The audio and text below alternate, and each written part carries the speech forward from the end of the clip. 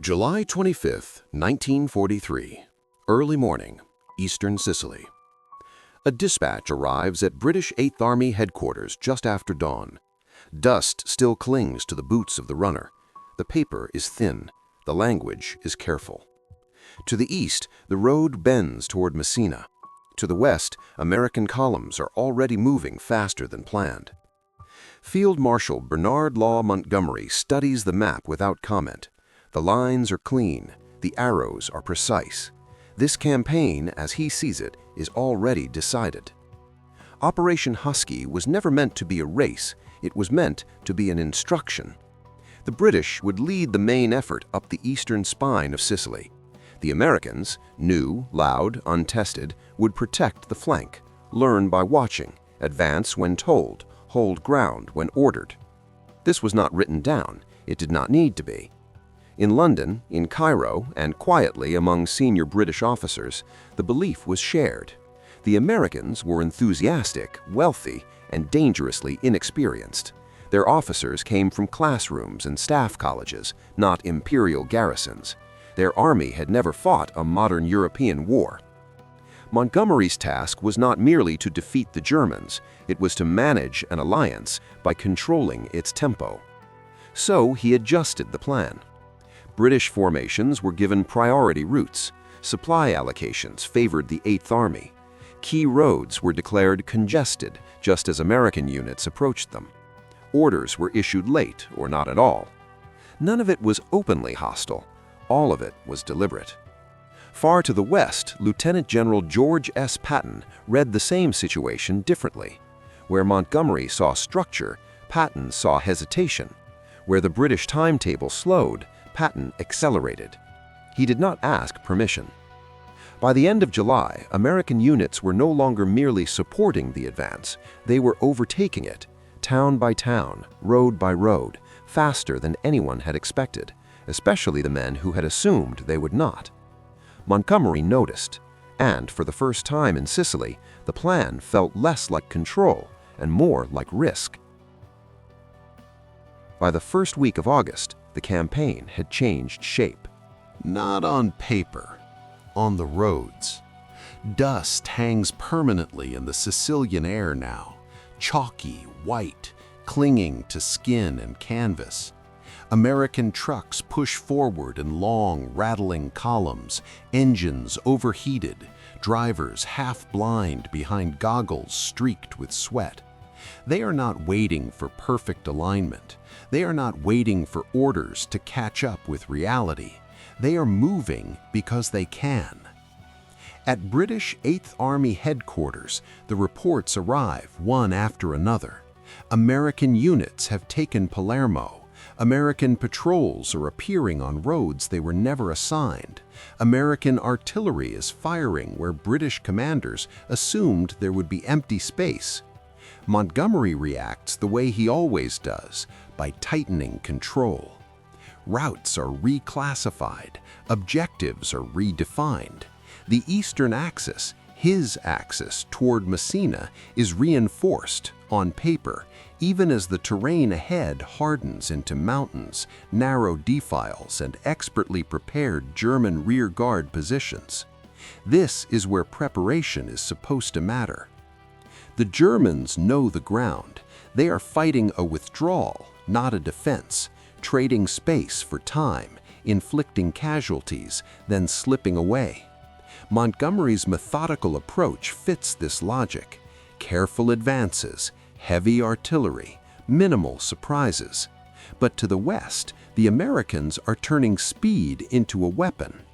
Patton understands something Montgomery does not want to acknowledge. The Germans cannot stop everyone. They can only slow one axis at a time. And if the Americans move fast enough, recklessly enough, they can unbalance the entire retreat. So Patton pushes. He drives his divisions day and night. Orders are short, expectations are brutal. When roads are blocked, he bypasses them. When supplies lag, he takes risks. He does not slow down to coordinate with British movements that are no longer setting the pace. This is no longer a supporting role. Montgomery sees the danger clearly, not to the campaign, but to the hierarchy. If the Americans reach Messina first, the narrative breaks. The invasion of Sicily was supposed to demonstrate British operational mastery, with American manpower filling the frame. Instead, the frame is shifting. Messages are sent, not confrontational, not explicit, but firm. Stay on your axis, avoid congestion, do not interfere with 8th Army operations. Patton reads them, and then he looks at the map. Messina is still open. The race is no longer implied, it is underway. And both commanders know that whoever enters the city first will decide more than a campaign. They will decide who leads the alliance from here on out. August 16, 1943, night, Northern Coast Road. The sound reaches Messina before the columns do. Engines at high revs, tracks grinding stone, headlights briefly flared, then blacked out again. American units are coming in fast, faster than the Germans expected, faster than the British believed possible. The German evacuation across the strait is already underway, but it is incomplete. Rear guards are still in place. Demolition charges are wired. Time still matters. Patton has made it matter. He has ignored the unspoken rules of alliance etiquette. He has advanced along multiple routes simultaneously, forcing German commanders to guess which threat is real. He has used naval coordination aggressively, landing forces where maps said roads were unusable. He has driven his men to the edge of collapse and then demanded another mile. This is not elegance, it is momentum. As American-led elements approach Messina, resistance thins abruptly. German units are no longer trading space, they are abandoning it. Trucks burn at the roadside. Documents are destroyed in haste. The withdrawal has become a scramble. And just before dawn, American troops enter the city. Not ceremonially, not triumphantly. They move through shattered streets, still smelling of smoke and seawater. Civilians watch from doorways. The port lies half-ruined, the last German ferries already pulling away into the dark. The race is over. Hours later, too late, British units arrive on the outskirts. The eastern advance has done its job. It has bled the enemy. It has followed the doctrine. But doctrine does not raise flags. Montgomery receives the news without outward reaction. There is no outburst, no visible anger, only silence. The kind that settles when a conclusion becomes unavoidable. This was not supposed to happen. The Americans were meant to support, not define, to observe, not outpace, to gain experience under supervision, not to rewrite the lesson plan. And yet, here they are, in Messina first, on the front page, in the communiques that will be read in Washington, London, and every Allied capital by morning. This is not merely a tactical embarrassment, it is a political fracture. Because now the question cannot be avoided. If the Americans can move this fast, if they can think this independently, then who exactly is leading whom? Montgomery understands the answer before anyone says it aloud. The alliance has shifted, not by agreement, but by action, and nothing in the war will feel the same after this. The official statements come quickly. Sicily has fallen. The campaign is declared a success. The alliance is praised for its unity.